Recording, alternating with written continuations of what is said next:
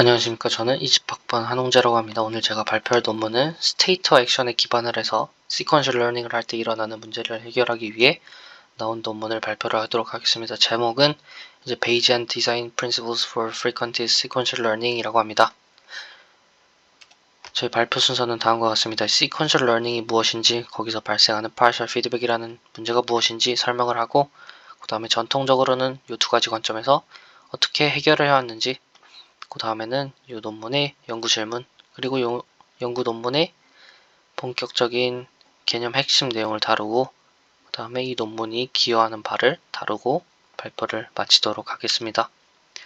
그래서 sequential learning이 무엇이냐? 어떤 에이전트가 이 스테이트에서 어떤 액션을 하면 이 스테이트로 가겠죠. 그래서 여기서도 오른쪽 왼쪽 길택해서 액션을 해서 다음 스테이트로 가고, 그래서 이 과정을 거치면서 학습을 하는 것이 sequential learning이라고 하는 것입니다. 그래서 이 에이전트는 어떤 곳을 향해서 가야 하냐라고 한다면, 이제 미래에 얻을 이 스테이트에서 이 스테이트로 가서 어떤 스테이트로 가야지 미래에 받는 모든 리워드들의 총합이 최대화가 될까라는 생각을 하면서 학습을 이어나가야 합니다. 하지만 여기서는 저희가 이 스테이트에서 출발한다 치면 뒤에 스테이트에 대한 정보는 아예 없습니다. 그래서 액션을 택하는 데 문제가 생깁니다. 여기로 갈 수도 있고 여기로 갈 수도 있죠. 만약에 이 스테이트에서 사전 지식이 살짝 있어서 이 오른쪽으로 가는 것이 왼쪽보다 미래 얻을 리워드의 총합이 더 클 거야 라는 것을 살짝 알고 있을 수도 있습니다. 그래서 그거에 따라서 오른쪽을 간다면 그곳은 exploitation, 그리고 그 반대로 이쪽 왼쪽 길을 택한다면 탐험, exploration이라고 합니다. 그래서 exploitation을 항상 exploitation만 한다고 가장 맥시마이징 되는 퓨처 리워드를 택하는 것이 아닐 수도 있죠. 왜냐하면 이 왼쪽에 대한 정보는 아예 없는데 그냥 어느 쪽으로만 계속 가다 보면 이 왼쪽에 있는 아주 큰 리워드를 놓칠 수가 있기 때문이죠. 그래서 이런 시퀀셜 러닝에서 가장 문제가 되는 점은 partial feedback입니다. 요게 exploitation만 하면 이쪽 partial하게 피드백만 생기고, exploration을 많이 하면 그거 나름대로 이제 partial feedback 문제가 생기겠죠. 그래서 그 비율을 조정하는 것이 이런 sequential learning의 주된 챌린지라고 할 수 있습니다. 그래서 전통적으로는 이런 문제를 해결하기 위해서 확률을 계산하는 두 가지 접근 방법이 있습니다. 그래서 첫 번째는 frequentist라고 하는 것인데, 이것은 한글로 하면 빈도주의적 관점이고요. 빈도주의적 관점에서는 확률을 어떻게 계산을 하느냐 살펴보면, 여기서 A를 동전 앞면이 나올 확률이라고 합시다. 동전 앞면이 나올 확률을 A라고 하면 이걸 어떻게 구하냐? 빈도주의적 관점에서는 동전을 10만 번을 던지든 100만 번을 던지든 그것을 관찰한 결과를 토대로 동전 앞면이 나올 확률을 계산을 합니다. 그 다음 베이지안주의적 관점에서는 살짝 어렵습니다. 그래서 여기서도 A를 동전 앞면이 나올 확률이라고 하고, 여기서 B는 관찰 데이터들이라고 하겠습니다. 그런데 결국 저희가 구하는 것은 위에선 PA였는데 요식에선 PA가 오른쪽에 들어가 있네요. 왜 여기에 들어가 있냐? 결국에는 베이지안주의적 관점에서는 데이터를 바탕으로 한 동전 앞면이 나올 확률을 구해야 하기 때문에 구하는 것은 이 왼쪽에 있는 term posterior입니다. 그래서 이걸 사후 확률이라 부르고요. 그래서 여기 있는 PA는 뭐냐? 이것은 사전 확률이라 부르는 것인데, 우리가 초기에 어떤 믿음을 갖고 시작을 하느냐를 의미를 합니다. 그래서 동전이 만약 정상적인 모양으로 생겼다면 저희는 이제 동전 앞면이 나올 확률을 0.5라고 믿고 시작을 할 수가 있겠죠. 그럴 때는 여기 0.5를 넣고 데이터를 통해서 계산을 한 사후 확률을 계산을 합니다. 그래서 결국에는 정상적인 모양을 한 동전이었다면 0.5가 나올 것이죠. 포스테리어가. 아니라면 이제 앞면이 나올 확률이 0.4가 될 수도 있죠. 여기가 정상적인 모양이 아니라면. 이런 식으로 사전 확률을 통해서 관찰한 다음 사후 확률을 계산하는 것이 베이지안주의적 관점이라고 할 수 있습니다. 그래서 베이지안주의와 빈도주의에서 익스플로이테이션과 익스플로레이션 비율을 어떻게 계산하는지 살펴봅시다. 먼저 왼쪽에는 엡실론 그리드라고 하는 아주 유명한 알고리즘인데, 근데 결국엔 이건 살짝 스테디한 알고리즘이라고 할 수 있습니다. 빈도주의적 관점을 사용한 논문들에서 가장 많이 사용되는데 엡실론 비율만큼 익스플로레이션하고 1 빼기 엡실론 비율만큼 그리디하게 액션을 택해서 익스플로이테이션을 진행을 합니다. 그래서 이것은 뭐 앞서 말했듯이 스테디한 알고리즘이라고 할 수 있고, 하지만 여기서 엡실론 값은 고정되는 것은 아닙니다. 좀 더 타임 스탬프가 지날수록 이 엡실론 값을 줄어들게 해서 이제 익스플로레이션을 줄여 나갈 수도 있습니다. 이제 오른쪽은 베이지안주의적 관점에서 발표된 톰슨 샘플링이라는 논문에서 사용된 방법이었는데, 이제 이 왼쪽 확률 분포가 처음에 주어졌다고 하고 그 다음에 오른쪽으로 어떤 액션을 취해서 변했습니다. 이 변하는 과정도 앞서 말했던 요거 왼쪽에 있던 확률 분포를 여기다 넣고 관찰, 비관찰 데이터를 통해서 사후 확률을 계산을 하면 오른쪽 그래프가 나올 수 있다라는 겁니다. 그럼 그 액션은 어떻게 택했냐? 톰슨 샘플링에서는 말 그대로 샘플링을 합니다. 각 확률 분포에서 점 3개를 샘플링하고 그 y값을 비교합니다.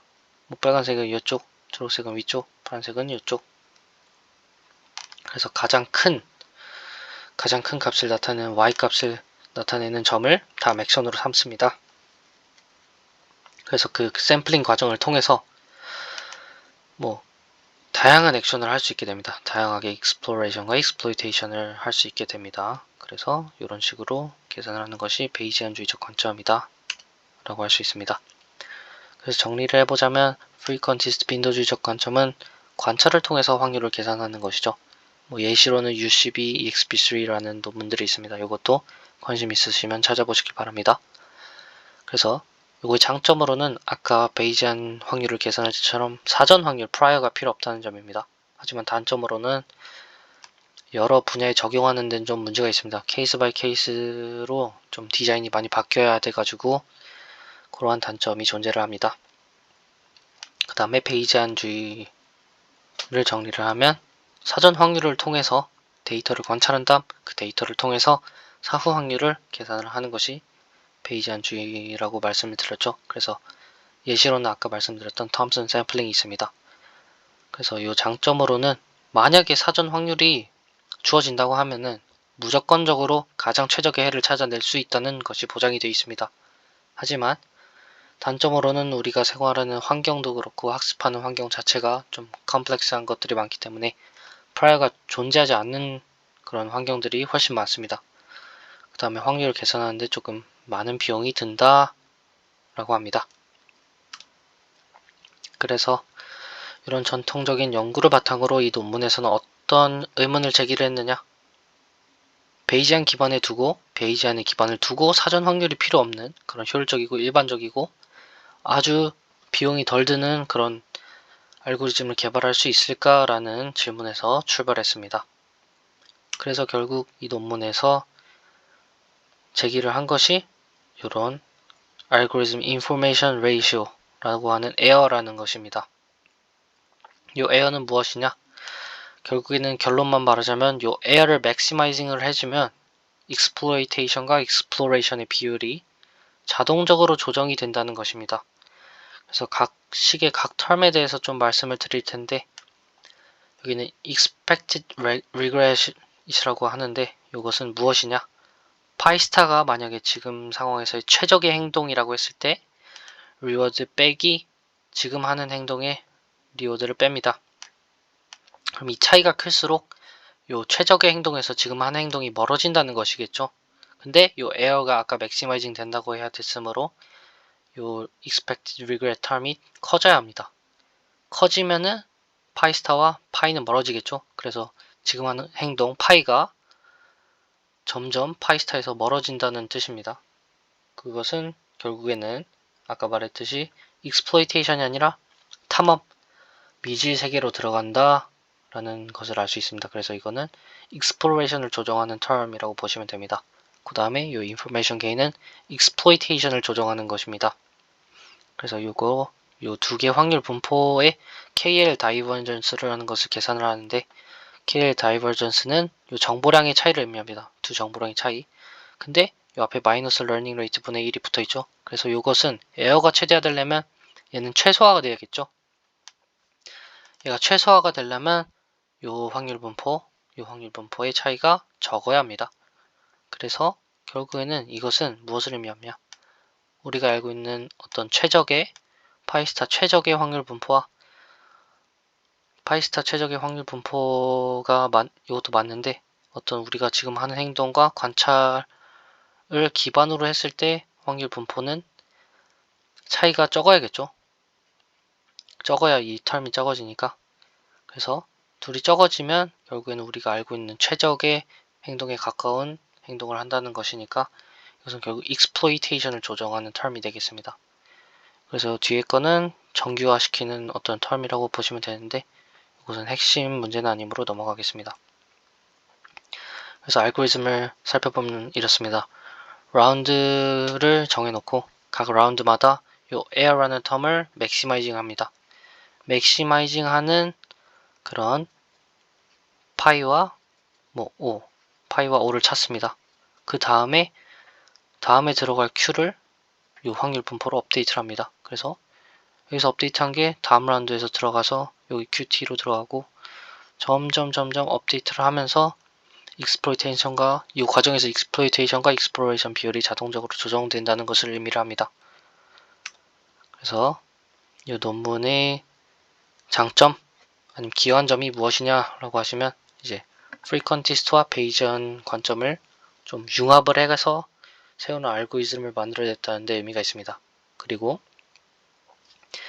베이지안처럼 확률을 계산을 하는데 사전 확률이 필요 없다라는 것을 이 논문은 제시를 했습니다. 왜냐하면 여기선 알고리즘 believe이라는 것을 사용해서 사전 확률을 없애버렸죠. 그 다음에는 frequentist, 원래 존재하던 frequentist 알고리즘보다 훨씬 공식화되고 정확한 알고리즘을 개발해냈다는 것에 의미가 있습니다. 그리고 놀랍게도 이 알고리즘은 일반적인 모든 환경에 적용을 할 수 있는 제너럴한 알고리즘이 됐습니다. 그래서 앞서 말한 frequentist의 단점 중 하나였던 케이스 바이 케이스 디자인을 해결한 그런 것임을 알 수 있습니다. 이상으로 발표 마치도록 하겠습니다. 감사합니다.